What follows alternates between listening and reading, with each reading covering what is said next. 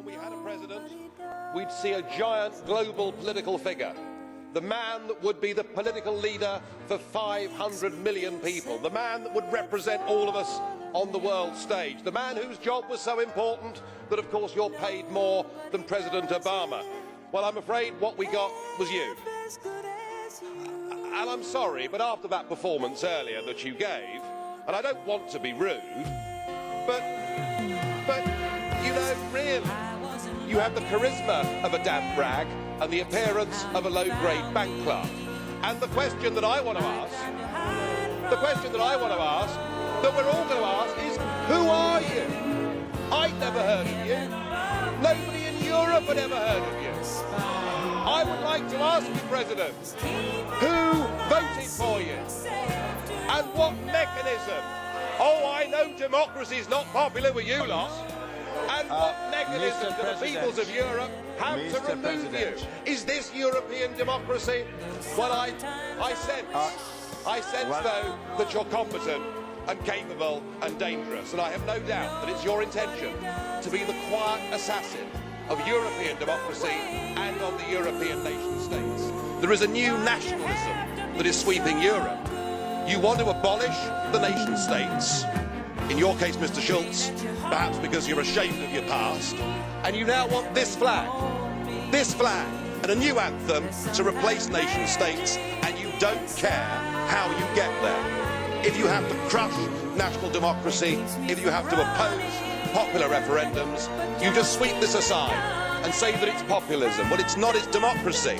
And what is sweeping Northern Europe now, starting off in April with that amazing result in the Finnish general election, is there is a new democratic revolution sweeping Northern Europe.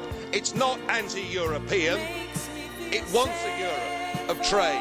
It wants a Europe of cooperation. It wants a Europe where we can do student exchanges, where we can work in each other's capital cities. It wants those things, but it does not want this European Union model. Frankly, you are all now yesterday's men.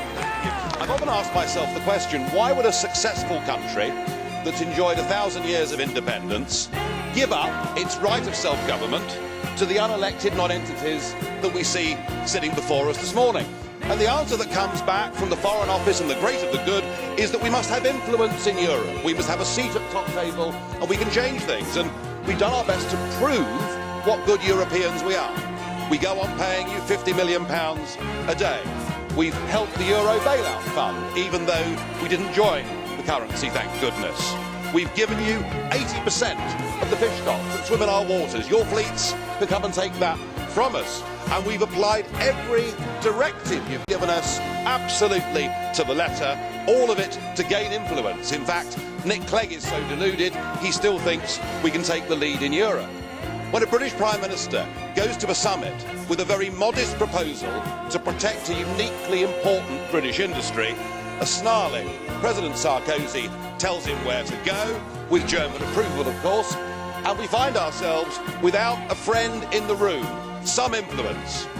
Well, you've decided to head off on the Titanic towards economic and democratic disaster, and we're now in a lifeboat outside the Titanic, but we're threatened by a bow wave that is going to come and engulf us if we're not careful, and it's retribution, and we've heard the language of retribution this morning.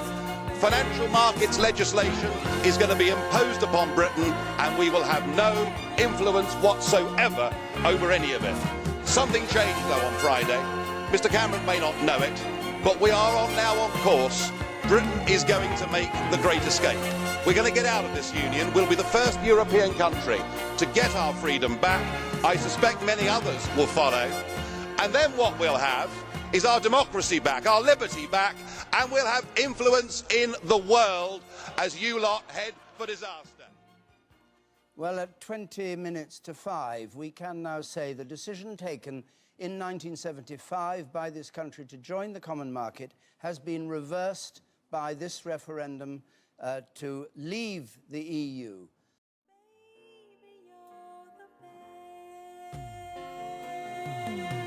Dare to dream that the dawn is breaking on an independent, united kingdom. The sun has risen on an independent, united kingdom. I'm proud of everybody that had the courage, in the face of all the threats, everything they were told, they had the guts to stand up and do the right thing. This will be a victory for real people, a victory for ordinary people, a victory for decent people. We have fought against the multinationals, we fought against the big merchant banks, we fought against big politics, we fought against lies, corruption and deceit. And today, honesty, decency and belief in nation, I think now is going to win.